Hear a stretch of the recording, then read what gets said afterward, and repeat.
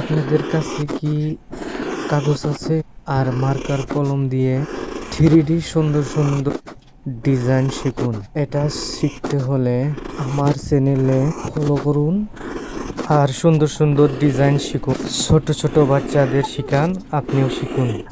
আমার viral reaction চ্যানেলটা subscribe করবেন।